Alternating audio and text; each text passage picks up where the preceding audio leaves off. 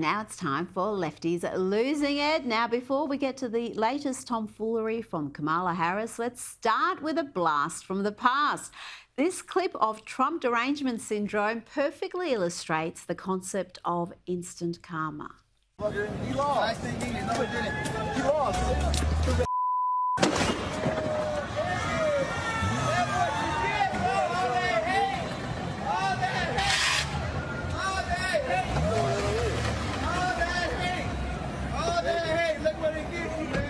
All that hate. See what that does for you? It's unfortunate that it happened, but Why did you miss that?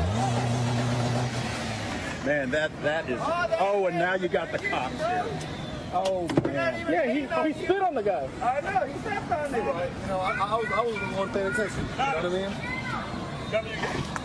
Tell me you got all that. I did. You did. I did. Can you send it to him?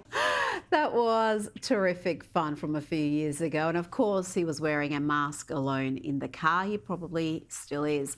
Now, right now, we've got white dudes for Kamala, white women for Kamala. The Democrats are just loving going back to their segregationist roots. And now we have Swifties for Kamala. And yes, get ready to cringe.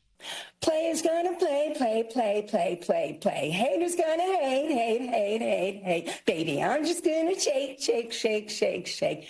I shake it off, I shake it off. Oh dear, and this young lady has an important message and she delivers it in a powerful fashion.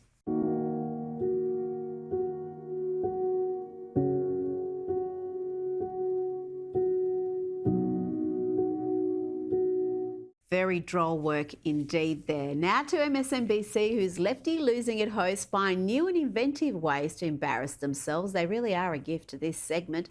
Here is Ari Melber accusing Donald Trump's campaign advisor, Corey Lewandowski, of defamation, threatening legal action.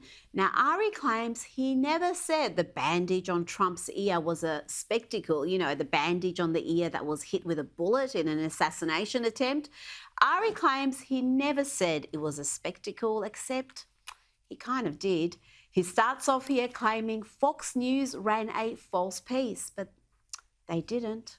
Fox News, which has been caught in defamation, ran a false piece, falsely stating that I said something else that I didn't say. So I stand on that. I stand on the New York Times So you quote. didn't say this bandage was a prop, a spectacle from a candidate who's obsessed with spectacles.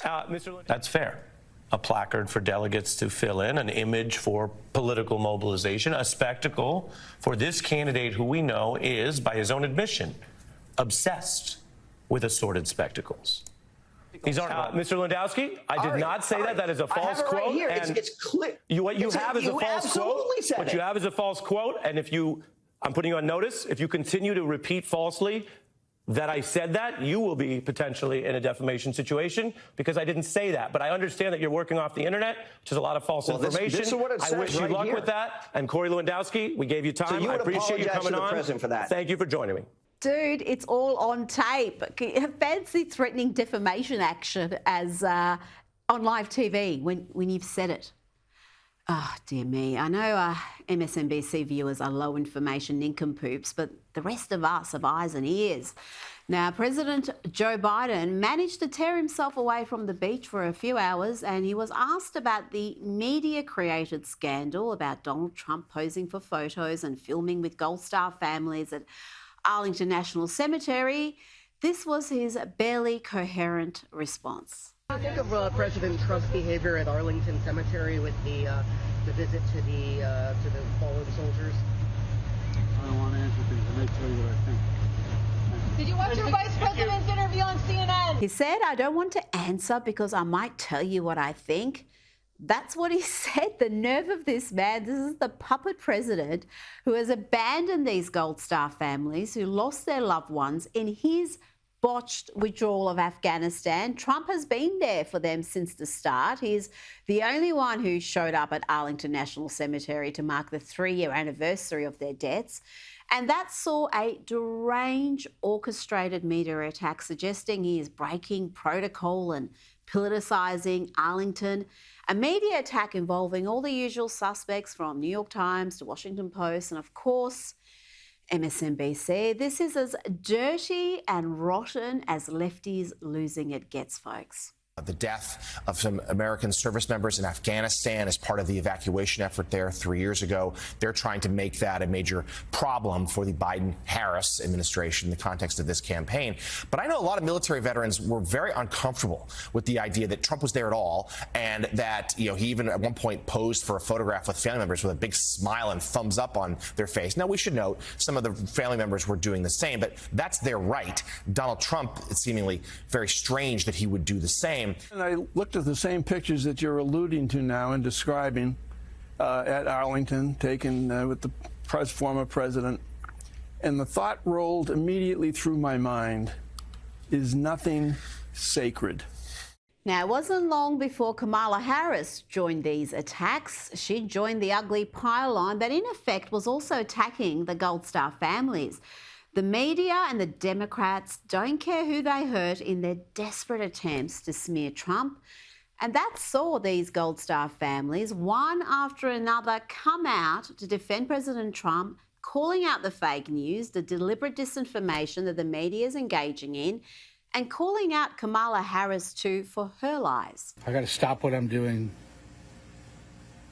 spending time with what's left of my family, to address a heinous, vile, and disgusting post put out by Kamala Harris. Why did we want Trump there? It wasn't to help his political campaign. We wanted a leader. That explains why you and Joe didn't get a call.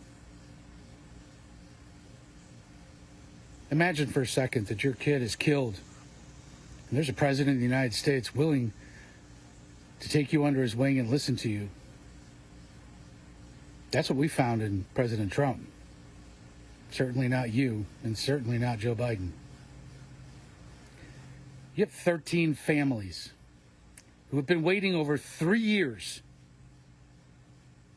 to so much as get a phone call. That was Mark Schmitz, Gold Star father of Lance Corporal Jared M. Schmitz. And as I said, he was one of many Gold Star families who took Kamala Harris and the media propagandists to task for the ugly narrative they are running. Kamala, your statement is nothing more than a political spin to help you look better in your presidential campaign against Donald Trump. Our kids were murdered because of your administration. And you are partly to blame for that as well. Because in over 3 years, we have gotten nothing but more and more lies. Just like your statement, more and more spun lies and cover-ups to make you and your administration look good. But there is one thing that you said in your statement that was true. No one should be running for president if they cannot honor military members, their families, as well as veterans. So I guess that means that you should step down, Kamala. That was Jocelyn Schmitz, Gold Star mother of Lance Corporal Jared Schmitz, who died in that botched withdrawal. These kids, their children, died because of the botched operation under the Biden-Harris administration. Then they were ignored, and now they're being attacked because Trump is by their side. I've said it before and I'll keep saying it, you don't hate the leftist media enough.